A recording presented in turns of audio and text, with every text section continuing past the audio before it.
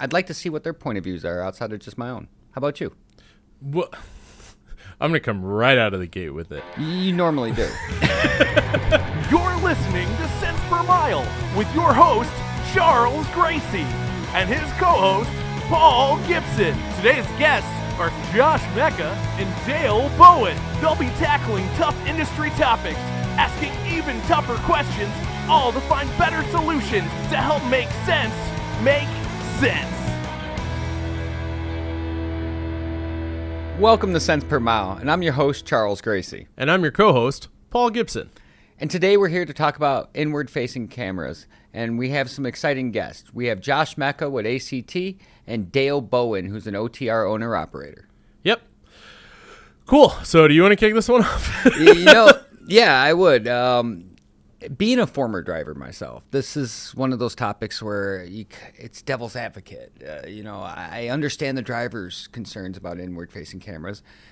Being the driver myself, I had one, and it made me uncomfortable. To be quite honest, full transparency, it was a very expensive hat rack. But also on the carrier side, I do see the value proposition that these cameras bring to a carrier's security net of tools to employ out and protect their fleets and their drivers. So I'm really interested to see what develops today as we're talking to our carrier representative and our driver, because I'd like to see what their point of views are outside of just my own. How about you? Well, I'm going to come right out of the gate with it. You normally do. So I think I struggle because a lot of people, will say like, oh, it's a privacy issue, which I think there's a lot of merit to that. But also ultimately, I think what it boils down to for me is I feel like it's a Band-Aid. I feel like it's another thing that's put in position to fix a problem that should be recognized and fixed, but it's not. So the idea is the idea that camera could potentially in any sort of liability situation save you. Like, oh, this driver wasn't distracted, they weren't tired, they weren't drinking coffee, whatever. But I think a lot of that goes back to the idea that we've created this culture and created this setup legally where drivers are always guilty until proven innocent. If that driver's always guilty until proven innocent, it makes sense to have something to CYA on that. But ultimately, like, why is it that when you look at like fatalities, like even when it involves a truck, half the time it's not the driver's fault. Probably more than half the time. I'd have to look up the stats on it, but like it's not the driver's fault. But we've created this situation to where in any traffic situation, if there's not a camera, the driver is always immediately assumed to be the problem.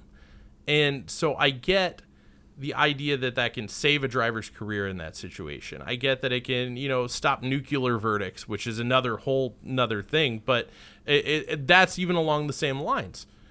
Is the idea that we've created a system to where the driver is always assumed to be at fault until proven otherwise.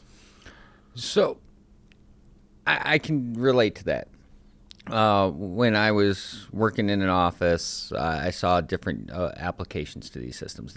We all know that there's different ways these things can be set up. They're unique to each carrier. They're unique to each user setup that offers the service. You have the ones without audio, the ones with, the ones that are motion censored, the ones that have always running but lock in at a specific event, harsh event as they're known. And then you got the ones that are always running. And then you have the ones where someone could just hit refresh and refresh and refresh and turn it into a live stream and say it's not live. Dude, that's my absolute favorite. When they're like, oh no, our cameras only record events. If there's an event, the camera only records 10 seconds before and 10 seconds after. And, I'm getting older. I got kids. There's a lot of times where I see them interact with technology and I'm like, oh man, maybe I'm getting old. I'm getting to the point where I'm not hip anymore. But I didn't know that we created psychic software. That's insane to me. So it only records events, but somehow it knows there's going to be events, so it can record the 10 seconds before? And when you ask people that, it turns into, well, we can't just see it live. It just pulls the audio. It doesn't. That means that someone somewhere has the ability to pull that if need be. So I'm going to jump in on this one because I do feel a little passionate about educating people on what's really out there versus what's being presented. Right. And a lot of times I also find that we misrepresent things. It's kind of the big MO in trucking in general. We like to wrap things up. Oh, yeah, this is great. Everything's fine. Yeah. Everything's fine. Nothing to worry about. Nothing to pay attention to here, folks.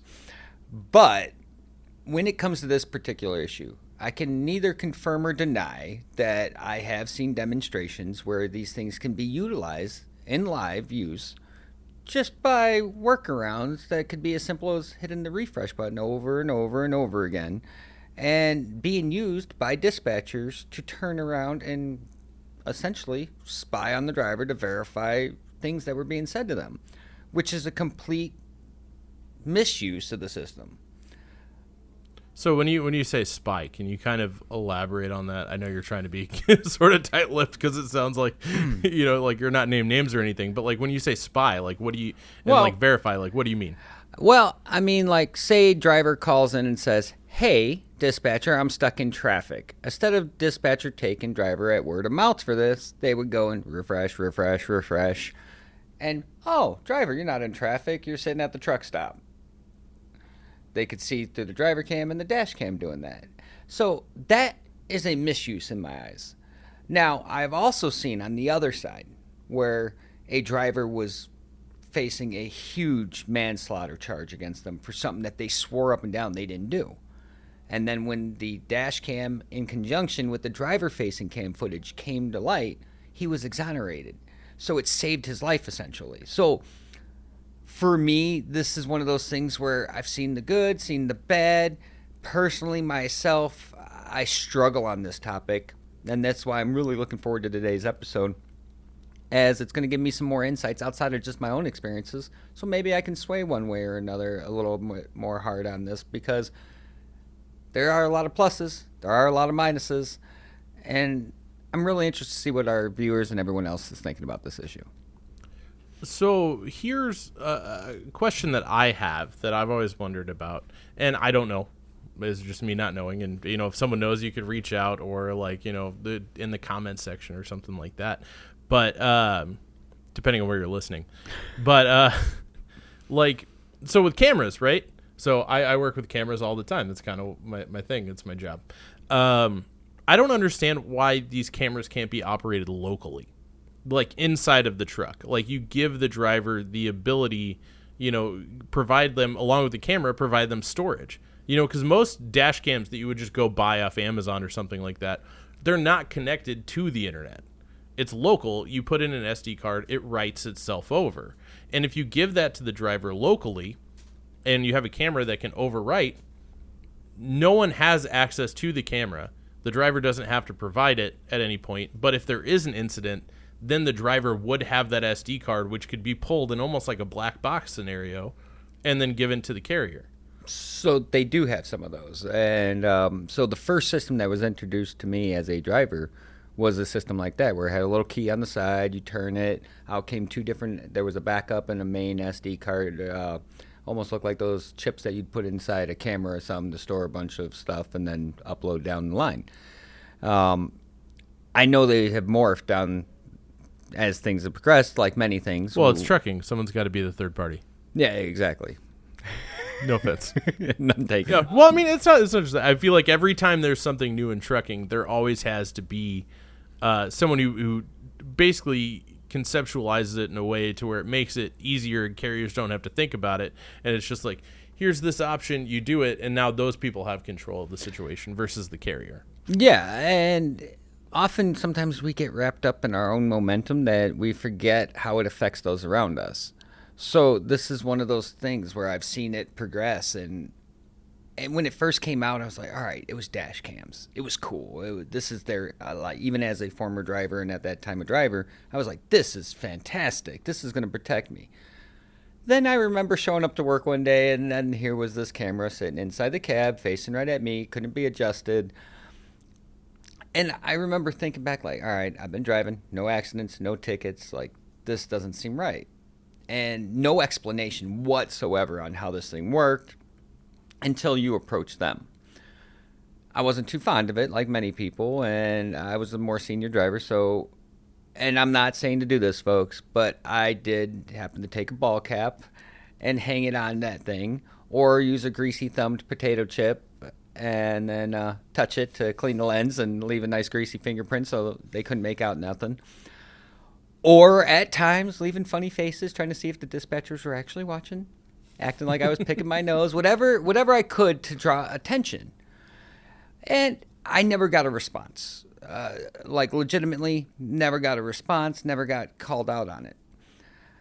The other side of that was later on, these systems had progressed. And with my progression through the industry, I've seen them progress. And now I see scenarios where drivers are getting calls about, hey, you touched your phone one time. Well, hold on. If these things are only recording harsh events, if these things are only tracking sleepy drivers or lane departures, well, at what point did it track that I may have hit the volume button on my phone to switch to a new playlist? Or change the volume, or one touch answer, which is all perfectly legal within the rule of law. One touch, that's what you get. Now, I'm not saying that I advocate for that. I believe you should be fully attentive on your driving. That's how I had all my safe driving. But I don't think Mr. Mysterious safety guy should be calling me about the one time I touched my phone and saying if they see it again, there's a write-up. And we've seen several scenarios of this over time and several more stemming from that. So has this kind of spun out? I mean, you've heard just about as many feedbacks from drivers as I've heard on this issue, and it seems like it's gaining momentum, that they're really distrustful of the way that we have implemented this as an industry. Well, and I mean, so the carrier that I used to work at, they wanted to install inward-facing cameras, and they did, and I think I already said this, but they did go with outward-facing cameras. But when that happened, I took the initiative on my own to go around to drivers on the lot who came by and interview them on video. And I would just say, like, hey, if you came in tomorrow and we said we were putting inward-facing cameras in the truck, what is your response? Every driver, unsolicited, not anywhere near each other before I asked the question, all had the exact same answer. I would turn in my keys. It's an invasion of privacy. Now, you got people who argue that it's not an invasion of privacy, and let's say that whole, the somehow able to get the 10 seconds before and 10 seconds after does magically happen somehow, it's still perception. Like from the driver perspective, it's still perception. It's the same way with, like, I don't know. I go around with cameras all the time. That's what I do. I go to trucking companies and I film. And, sometimes I have drivers who don't want to do an interview because they don't want to be on camera. I tell you what, anytime I walk into an operations floor with the camera to get B-roll of people working, or to try to even get like dispatchers and stuff on camera saying hi to drivers, people don't want to have the camera on them in the workplace. So don't even, let's just like set aside the fact that people change clothes here. If you're riding with your significant other, if the audio's on and you're having some really tough phone calls, or even a medical phone call at that point, that feels weird and invasive to a lot of people. But then on top of that, you're being scrutinized. It's like being one of the things that people sell people on, like, oh, you should join the industry, become a driver. Like, oh, you're going to be able to see the country through a window.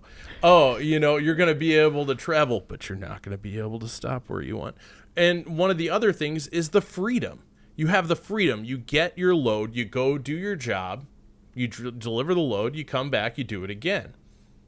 You have freedom. You don't have anyone breathing down your neck. Well, now you're literally, it feels like you're being micromanaged. You look at your window, you look at your mirror, you look at the other mirror, and then you look up and there's a camera just staring in your face.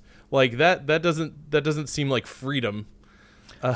It seems like micromanagement. No, I agree with you fully on this. And I think if you look at trucking as a whole and how it's progressed, you got those collision avoidance systems. You got the dash cam. You got the implementation of the inward-facing cameras. You got the lane departure abrupt notice system that sounds like an electronic rumble strip so they say. It sounds more like an electronic foghorn. Yeah.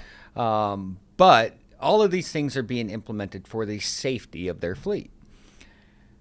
As a driver, I would beg to differ. Each one offered its sales approach safety, but as a driver, they all felt intrusive, and you were removing my ability to perform my task, and in turn, putting my safety in the hands of this device. Now we've crossed that line. Now we're in the inward-facing cameras, dash cams, and all that stuff, not just the crash avoidance scenarios. And now it went from keeping you safe doing your job to making sure that you're doing your job. Exactly. So I totally understand both sides here. I'm just not sure both sides are being as transparent as to the motivation behind this progression, because it's definitely no longer in the best interest of the driver, because if it is, we would have found a way better way to package this as an industry to our drivers and made sure they were on board rather than shoving it down their throat in the way that we have. I 100% agree. And a lot of it is perception. It's so crazy to think about it, because then you also, you do have the privacy take. Then you have just the general trust. It's like we're in this weird catch-22 where everybody's like, oh, we're losing the older drivers, newer drivers don't want to come in. Well, a big part of the reason why you're losing some of these older drivers is because they're not allowed to just do their job anymore. They're monitored. There's so many things that prevent them. They're supposed to be professional drivers. This is what drivers do. They drive. They deliver loads. They're out there on the highway. They've got more experience than probably just about any AI that we currently have available could develop in the amount of time that it would take to implement before that driver's long gone. They've nerfed it so much between speed limiters and between all of that. And then now you're going to take it a step further and monitor every physical movement that they have potentially. Now they have to worry that at any point, if on the traverse, like at any point, if that driver is driving, they do reach down to touch their phone, or they just stopped at Pilot and got a coffee, and all they're doing is, just reaching down, picking up the coffee and taking a drink, and that coffee is in front of their face for a slight second, and a car comes barreling down, the wrong side or something and hits them. The lawyers for whoever was in the car are going to say, like, well, that driver was taking a drink of coffee. He was obviously distracted. I don't know. It doesn't, I feel like it's not really an answer to much of anything. I'd agree with you, and I'm really excited to get to our guest today, because I think with having opinions on both sides and the experience that both sides are going to bring to this, maybe that we can come to a more common understanding on how we feel about this, and maybe have a more definitive answer for our viewers on to what they think about this. All right, so our first guest today is Dale Bowen. He's an owner-operator out of North Carolina. We've been friends for a long time. Being an owner-operator, he's got a pretty interesting position in the argument about driver cameras. So I figured to bring him on today. How you doing, Dale? I'm good. How you? Oh, doing pretty good. Making it. So we're talking about cameras. I've spent some time in your truck, and we've definitely had some late-night cab conversations about this. But just to start with a general, what's your take on driver cameras? I don't mind the cameras in the truck as long as it's forward facing, which is just basically a dash cam. Mm-hmm. But a camera facing me while I'm driving, not going to happen. Yeah. So what, and I mean, that seems to be a pretty popular consensus around drivers. And obviously we've given our thoughts, but just so the people can hear yours directly. What do you think a lot of that pushback is? Privacy? I mean, there's some weird folks out here, man. I don't want to see some of that. I wouldn't want to be the one viewing the camera. No, hell no. Now, you know what? Now, I would agree. I would say these new generation of drivers they got coming up, like with no experience, with your mega carriers that are addicted to the phones. Yeah, put them in their trucks for, the first year, maybe two, to babysit them. That's what they need. And, if they do what they're supposed to do, I mean, You know, you stay off your damn phone for a couple of years while you're driving, you pretty much got the habit broke, I would imagine. You would hope. Well, I would hope, you know, kind of let them earn their privacy back. You know, you're a rookie. We're going to babysit you and hold your hand for this amount of time. And if you do like you're supposed to do, you know, we'll loosen the reins on you a little bit. Yeah. And so with you being an owner-operator leased onto a company, obviously there's a lot of things that could very easily fall back on you. You know, if anything else, being a driver and you always being guilty until proven innocent anytime there's any sort of like crash or violation or anything. Do you feel like having that privacy or not versus the legal ability to show that you didn't do anything wrong inside of the cab, like where is the balance between those things in your opinion? I don't know where the balance would be. Like I said, I got dash cam. You know, people cutting in front of you, brake checking you, doing something stupid. That camera's got a very wide angle for, you know, either side of the truck on the front. I mean, the only thing I could see the pro to a rear-facing camera is if the driver dozes off or falls asleep behind the wheel. But, I mean, if you look at reaction time on a rear-facing or forward-facing camera with a car cutting you off, you're going to know if the driver was distracted or not anyway. That's a pretty fair point. So, and I kind of like what you're saying about like, you know, maybe using it for the first couple of years for like inexperienced drivers and then taking it away. And so, I mean, at that point, for you, does that feel like a lack of trust? I mean, because we've, you know, like we've definitely like had a lot of different conversations and we've done some interviews in the past.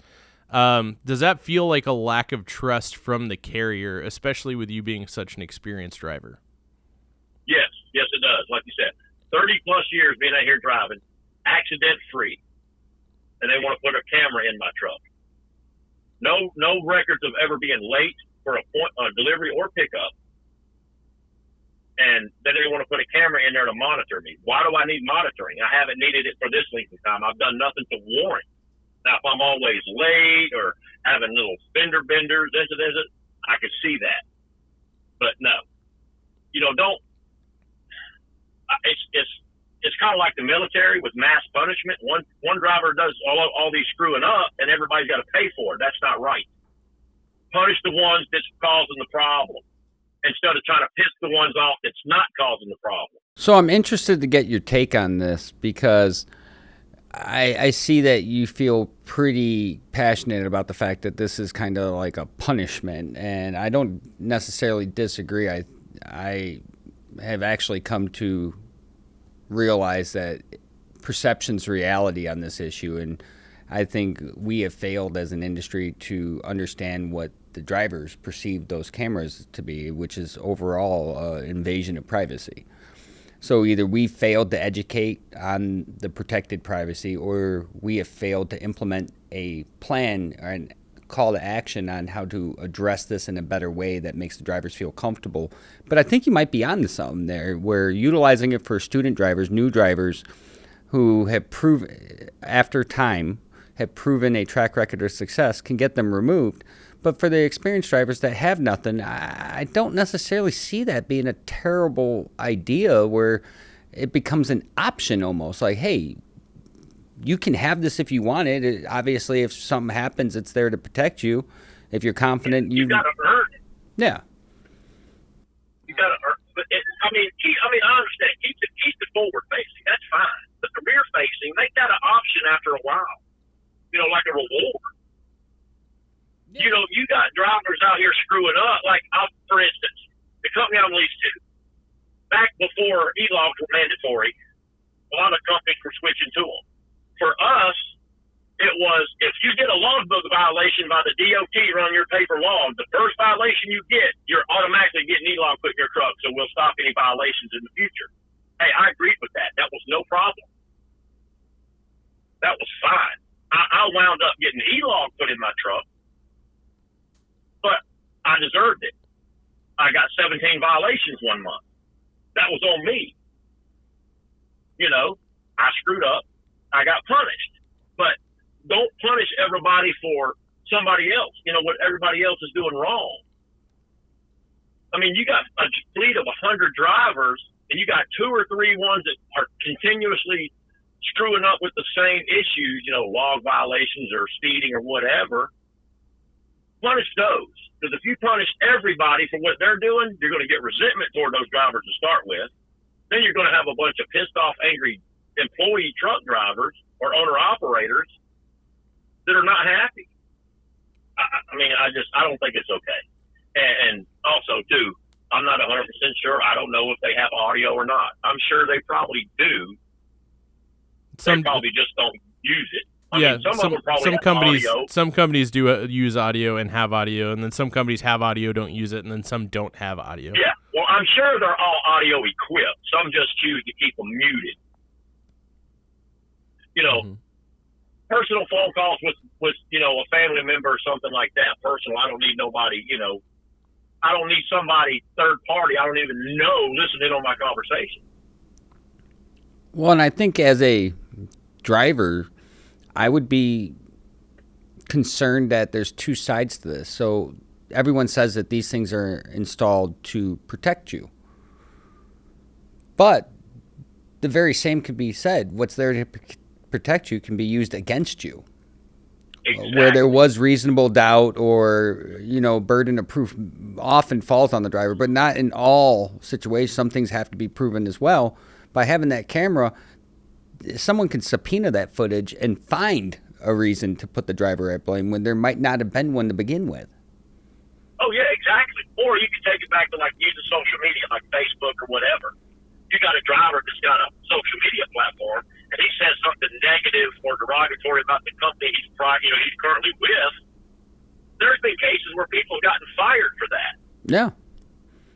And if I'm on a phone with somebody and I say something I shouldn't say and they hear it, I done lost my job. Well, how did you hear that? How did you know I was talking about that? So I keep circling it back to we as a industry have allowed ourselves to be part of so many nuclear verdicts that put the burden on us that it almost seems like the camera is a necessity to some carriers. But at the same time, we'd never been here if we didn't just always pay out every time someone made that claim. And if we stood by our team and defended them. Yeah, these mega carriers are the ones that are self-insured. They're famous for that. Any little incident on the road, they don't even investigate it. Oh, here, we'll pay for the damages, whatever damages are. We don't even look into it. Well, and to kind of circle it a little bit together, and this is going to be really controversial. Sorry to anyone who's watching who gets upset by this or all of a sudden doesn't like us anymore, but I'm not wrong, and I already know what the answer is going to be. All right, so with all this, though, Dale, who would you say pushes for this and benefits the most from inward-facing cameras? Your mega carriers. If you have reservations about somebody's experience and ability to do what you're asking them to do, then don't let them do it. Yeah, I think that's just right up there with a certain lobby group pushing for, was it 65-mile-an-hour speed limiters in all trucks? Don't get me started on this. I wish they would. I would love. I want to see. They want to see chaos on the interstate. Let them do that dumb. That would just make my day. Yeah. I super appreciate your input. Thank you so much for coming on. We're going to get to our next guest here in just a second. But, I just want to say thanks for coming on, Dale, and love you, buddy. Take care. Be safe, bud. So today I'm being joined by Josh Mecca, Director of Recruiting from ACT. How you doing today, Josh? I am doing well. Thanks for having me, y'all.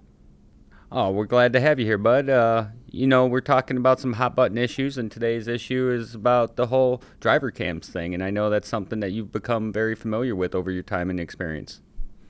I have, very, very much so. So tell us a little bit about your background and how you got involved in the beginning with the driver cams and your experience, and then we'll go into a little Q&A from Paul and myself.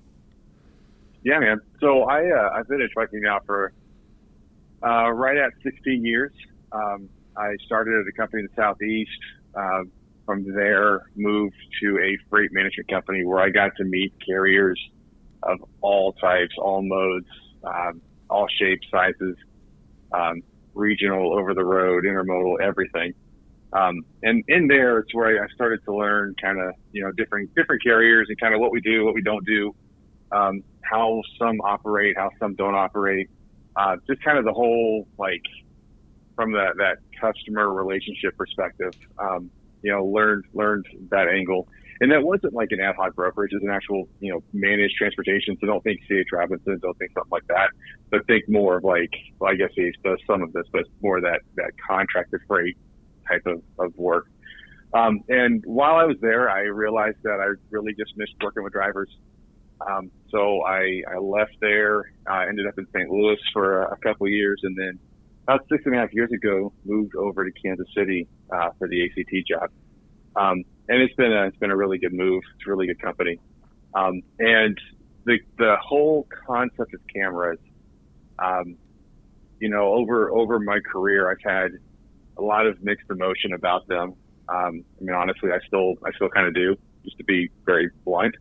But when I started here, my current role, we had already implemented the Lytics drive cam program. And it did go inside the truck and it went outside the truck. So, when I first started hearing about these things, so my first thoughts, like, invasion of privacy, what's that mean? What's that look like? Where's the win in this program? So I really had to kind of search inside of myself a little bit because of all of these preconceived notions out there about drive cams. Specifically to our program, what I learned is that there are literally thousands of different ways that these things can be set up, and no two programs are alike. So there are some companies that are totally fine watching inside that truck 24/7, which I think is silly. There are some that just stay recording and you go back and you find an event, as it happened. Ours are more of what we refer to as an event recorder, meaning that even though they're continually on, the only way data gets transferred is in the event something happens, and that something is centrifugal force. Over my time, I've seen plenty of good events. I've seen plenty of bad events. But at the end of the day, whatever that event is, we as a company, we as a relationship with that driver in the motoring public, we own that moment. Right, wrong, or indifferent, we own that moment. And I think that's where I've kind of come to terms with where the win is, at least with our program, because if something's bad, hey, we're not going to continue out, legal fees for no reason. Let's settle it. Let's move on. We owned it. Let's go. Conversely, if my drivers are in the right, which, tends to be the case more often than not, then we can go back and say, hey, trial attorneys trying to sue everybody in the trucking industry. Hey, here's what happened. You can't argue with what happens in that footage. So to me, I look at it as more of those coachable moments if the event something is not necessarily appropriate. But I also look at it as in the event something bad does happen, the opportunity to save a career is there too, and to continue to have that ability to drive a truck. Being a former driver myself and having to drive in a truck that had driver-facing cam as well as a dash cam, I've personally seen the misuse, but I've also seen the benefit of the systems. In my experience, it all comes down to how a carrier sets it up and communicating how it's used efficiently and properly to the drivers. But I think we as an industry might fall short on doing that altogether sometimes. So when we're doing it as an industry and setting these standards, I think there should be a little bit more clear understanding of how these things can be utilized, maybe even rules as far as how these should be utilized, rather than this free-form notion of we can do what we want as a company with no regard to the driver's personal space or their understanding of how that personal space might be intruded upon. Yeah, man, we are on the 100% same page with that, man. Because that's where I think we as an industry tend to fall a little bit short, is on that education. But, there's also a big trust issue too, right? We're going to call it what it is. We have time. You're driving down the road, you get that windshield time, right? You get that thought going on. That thought just kind of continues to go and go and go. And we have all types of these thoughts, these different things that start going through our minds, and we don't always go to the best of places right off the bat, right? I know I don't. But again, as a company, our approach with it is we want to really educate our fleet on what our recorders do, what they don't do, what they're capable of, what they're not capable of, and everything about why that program is so important. Do you think the camera is only a necessity because as an industry and the FMCSA and regulations always essentially find the driver in almost every traffic situation guilty until proven innocent? So is that the necessity of these cameras, is to safeguard from that? I would say, if I'm following your question correctly, Paul, which I think that I am, yeah.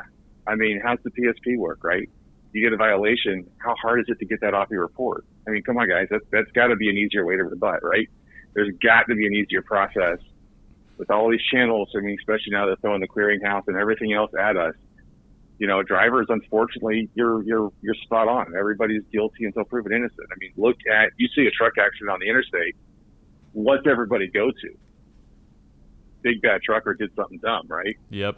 Or big bad trucker did something aggressive and continues to give our industry a bad name.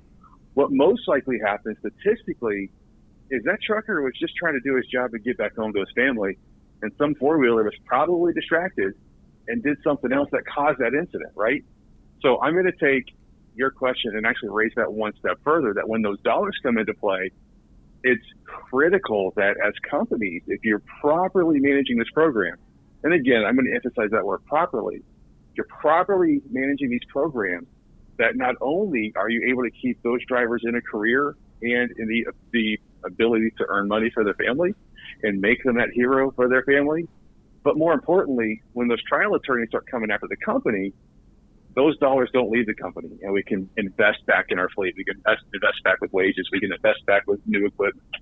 And these drive cam programs, again, when properly managed, keep that or help to keep that driver in a career, but also to protect that company, from those nuclear verdicts as well. But do you think that having these nuclear verdicts and the direction of the industry that we're going in regarding these topics might be overlooking the fact that our problems as an industry are starting to affect the driver on an individual basis? Well, why do we have regulation? You mean over-regulation?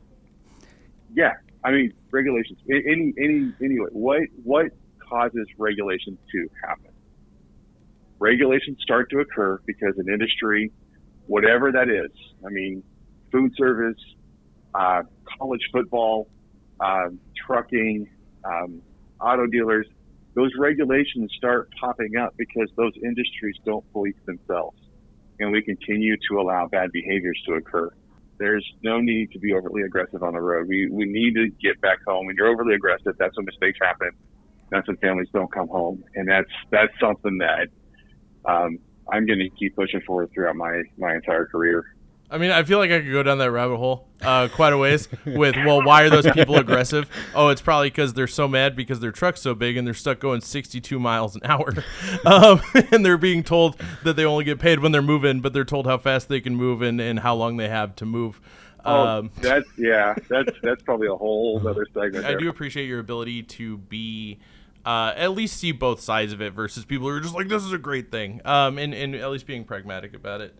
And we do super appreciate you for coming on. Well, no problem, guys. Thanks for having me. Looking forward to seeing you guys here soon. Yeah, Josh, we appreciate you coming on the show and sharing your perspectives, because that's what this is all about. And I appreciate you. Look forward to everything that you're doing and communicating what you're trying to do to the industry. You have a great day. All right. Thanks, guys. That was some pretty good stuff. What's your takeaway from talking to our guests versus how you felt about it coming in? It was insightful. After hearing from Josh and after hearing from Dale, my takeaways actually shifted a little bit, which was the whole goal of the show. I said I was kind of teetering. I'm not sure I'm exactly teetering anymore. I'm more inclined to say I'm leaning towards we need someone to regulate the regulators. We need someone to say when they've gone too far and what is too far. And I think it needs to be more definitive in my mind. Because one of the takeaways from our conversation with Josh was regulations have to exist, just like rules have to exist to keep from chaos. And that's fine. I get that. But who regulates the regulators? And at what point did we say, hey, slightly intruding on our driver's privacy because it's our vehicle is okay if it makes us sleep better at night? I'm not quite sure that sits well with me. I know there's people out there that feel strongly that this is okay. I personally feel like what we're trying to accomplish is okay. The way we're trying to accomplish it needs a little bit more finesse and some understanding, and I think it needs to be almost like a town hall approach with how do we meet in the middle, which is why I like Dale's approach on this one. Until they've earned the choice to whether have a camera or not after they've had some experience under their belt, because it works out for the students. If you think about this logically, as a student, that's when you're most prone to make your mistakes, other than when a driver gets comfortable, which is the number one thing you don't want to do. So if you have that camera there to protect you, if it wasn't your mistake as a student, because that's going to be the go-to for any prosecutor, oh, it was a student, it has to be their fault, then this can exonerate them. And it puts a protective measure in place for that. At the same point, as a driver gets experience and has proven themselves, when do we remove that intrusion? When do we give them the leap of faith that we ask them to give us when we control their entire outcome of their entire career? I will definitely say that I actually had never really thought about it like that. I thought that Dale's take was pretty solid. The idea of like maybe using it almost as like a safety mechanism, you know, for the beginning, for the person who's training, for the person who hasn't proved themselves, maybe didn't have a winter under their belt. They're going through their first winter, you know, etc.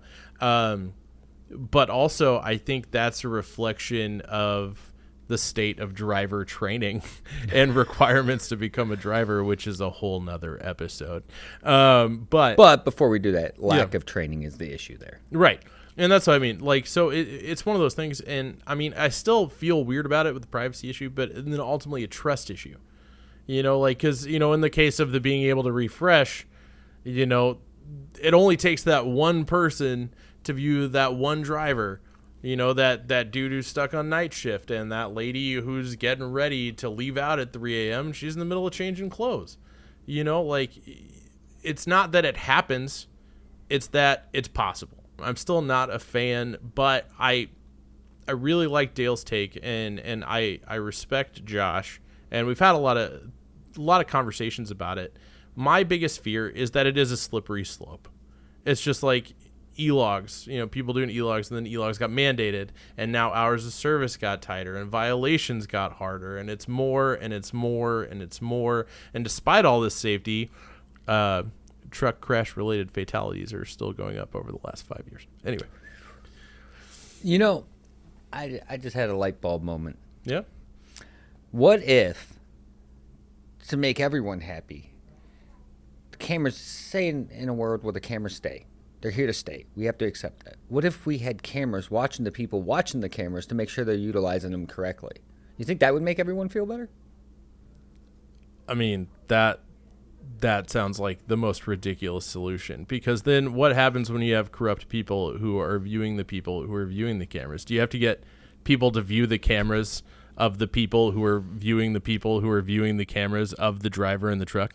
Yeah, I mean, my takeaway before we close out the show today on this is if I had to give a solid yes or no, I'm a solid no at this point. I am a solid no on inward-facing cameras. I'm a solid no on audio. You want to put a forward-facing camera in that truck all damn day. Well, that's it, folks. You get to make your conclusion on how you feel about this. But for now, this is Cents Per Mile, and I'm your host, Charles Gracey. And I'm your co-host, Paul Gibson, and we'll see you later.